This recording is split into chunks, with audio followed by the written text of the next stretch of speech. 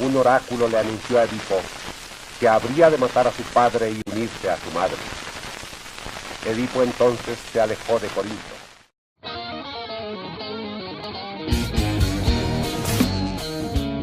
Mi nombre es Jesse Lazo, yo soy profesor de la Universidad del Cauca y en el Departamento de Comunicación Social, en la Facultad de Derecho, egresado de la Universidad del Valle ya de unos 30 años atrás. ¿Sí?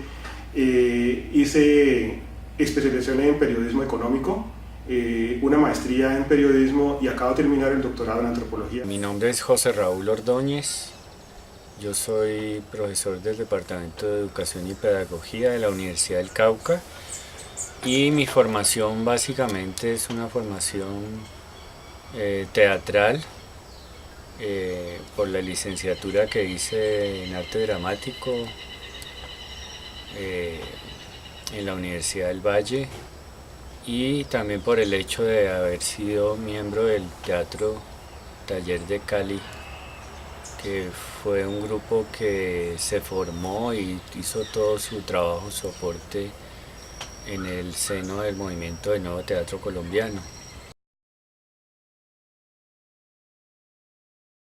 Es importante contar que la radio es un medio que uno no puede decir que tenga un año exacto o preciso de nacimiento, porque es resultado de todo un proceso de investigaciones que se dan, sobre todo en el siglo XIX, y son investigaciones en diferentes partes del mundo, pero nacen como un invento que entra a revolucionar el telégrafo de hilos. Entonces se habla en ese año del 95-96 de la TSH, que es la telegrafía sin hilos, en reemplazo de la TCH, que es la telegrafía con hilos. Un elemento clave en la historia de la radio es la telegrafía. Y antes de eso incluso uno ubica como un antecedente muy fundamental todo el trabajo científico alrededor de la electricidad. De modo que esos son como antecedentes claves. El trabajo que hace Alejandro Popov, por ejemplo, en Rusia, el trabajo que hace Oliver Lodge en Inglaterra, el trabajo que hace Eduardo Brandly en Francia, el trabajo que hacen los alemanes, el caso de Maxwell, por ejemplo. La técnica va avanzando, va transformándose y curiosamente para este crecimiento tecnológico lo que más aporta son las guerras mundiales. Con el avance técnico la radio tiende a miniaturizarse, a hacerse más pequeño hasta el punto de que hasta los últimos años la gente escucha radio, un aparato puesto en los oídos y nadie sabe que está oyendo radio. Entonces la radio se torna de un medio que es colectivo en su audiencia a un medio altamente individualizado.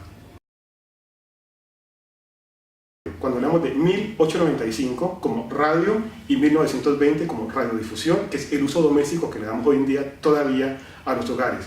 Y que hoy en día incluso con las nuevas técnicas, la radio como tal, como la hemos conocido, cambia un poco su naturaleza y cambia la relación de los oyentes con ese medio de comunicación, tanto con las formas de hacer como de recibir, porque la radio en sus comienzos, años 20, 30, era un medio de comunicación colectivo, era un medio familiar. Entonces, en las salas de las casas donde estaba ese enorme radio puesto, la gente se reunía a escuchar, a tomar el chocolate, a tomar el café y a conversar sobre eso que decía la radio.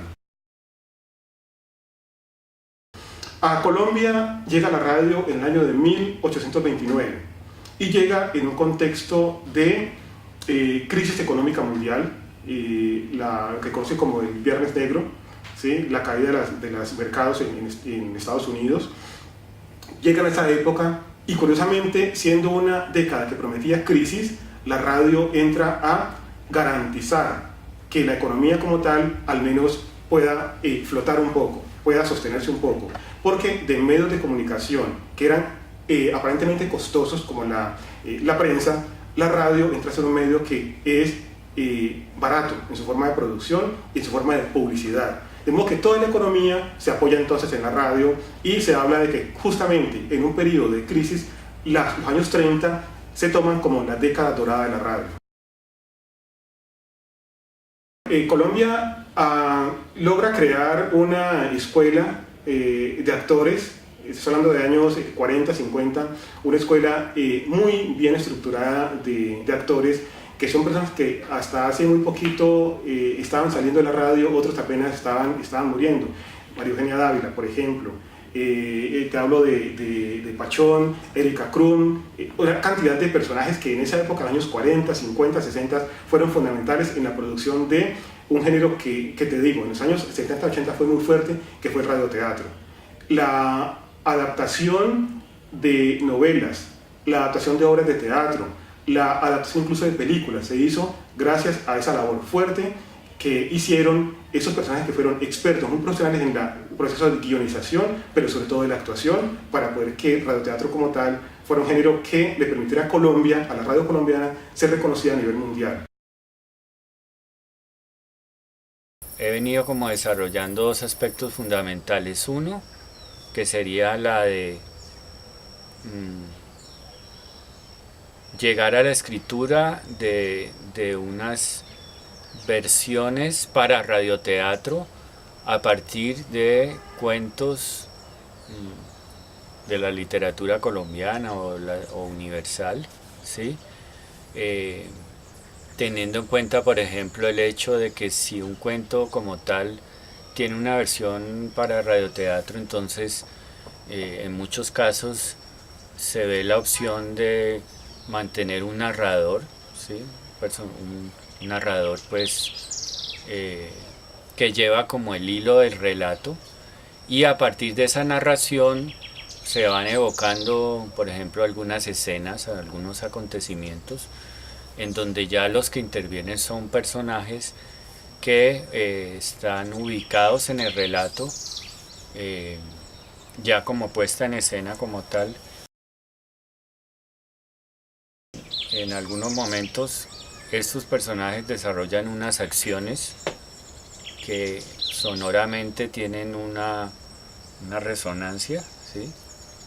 Que están en un espacio. Esos espacios tienen también un sonido que le es propio. Por ejemplo, una iglesia tiene una acústica especial como espacio, y así uno pues va armando como una visión imaginaria que materializa eminentemente y solamente de forma acústica.